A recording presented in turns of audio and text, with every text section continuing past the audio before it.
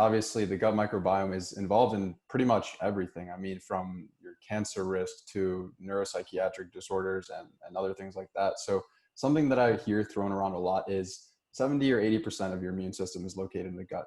But what does that actually mean? So that means that that means a lot of things. So we have a lot of immune cells, and you can think of their headquarters for a large part um, being in the gut, in the digestive tract. The digestive tract is what we mean when we say gut. So your intestines, basically. There's a lot of lymphoid tissue in the gut, and in that lymphoid tissue lives a lot of those immune cells. Also important, though, is that the gut microbiome, which is trillions and trillions of microorganisms, bacteria for the most part, but also fungi and viruses also live in the microbiome. This microbiome is really very largely responsible or contributory to the degree of inflammation that we may have in our bodies and in our digestive tract. By cultivating a healthy microbiome, we are able to keep inflammation levels low and not high. If they get too high, then we start developing problems and diseases or conditions. Okay. So if these gut microbes, which are, I think, correct me if I'm wrong, there are trillions of them and they actually outnumber human cells? Yep, there are more bacterial cells on your body than there are human cells. You are not a human. You are a clump of bacteria. Right, right. So then There's more DNA from these microbes too than you have human DNA in your body. right, that's exactly what I wanted to pose are we really just a vessel for these microbes? Are they just using us to get around, because they seem to be really at the core of human health in all ways. Yeah. Who is really evolving, I guess, huh? That's Right, another discussion. right, exactly. So then there's this concept of immune crosstalk, as you were talking about how these gut microbes that we have, this collection of bacteria, fungi, archaea, how they're talking to these immune cells. And so could you explain a little bit more about how that works? Well, that is a very complicated process that I don't think is even really fully understood, but we do understand that this type of thing happens.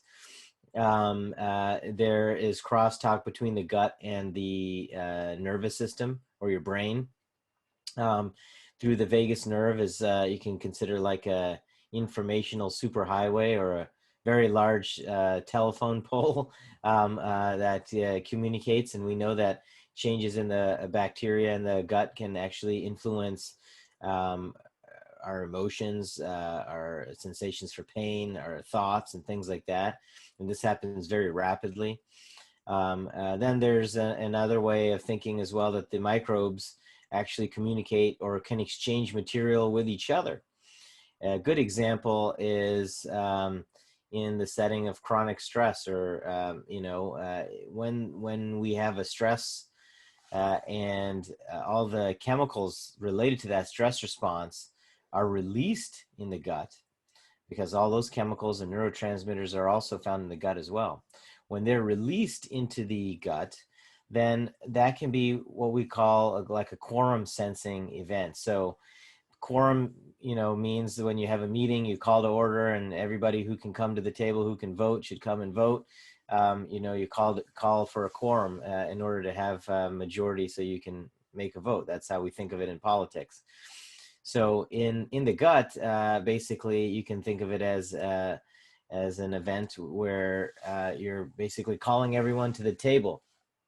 And it's at that point and when these things happen, the bad bacteria can actually make the good bacteria bad bacteria.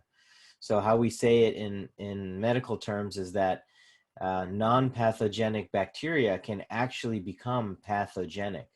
So it's almost like these two guys come up to each other, and the bad guy says, "Hey, you want to be like me? I'm cool. I hang with the cool kids."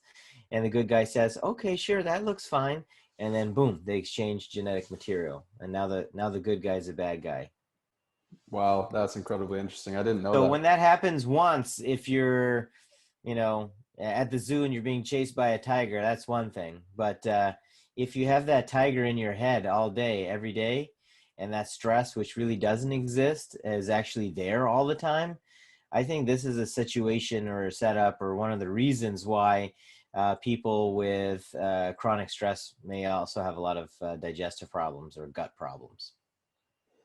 Right, because chronic stress as opposed to acute stress is really not a good thing. When we have stuff that is chronic inflammation is no good. And it's not only the fact that, you know, there are all of these glucocorticoids, these stress hormones that are flooding the body that affect, you know, virtually anything that has a receptor for it, but it also, there's this gut brain axis that connects, you know, your emotional state to, you know, your gut microbiome. And I've noticed that a lot in myself and people around me that have autoimmune conditions, that if they're super stressed, like their digestion is off, they might feel even like brain fog after like eating certain foods. But when they're really relaxed, when they're like feeling very grateful for a food and just calm, they actually digest it better. Yeah, exactly. And a lot of people with certain autoimmune conditions may flare up during times of stress as well. So that also underscores that importance as well.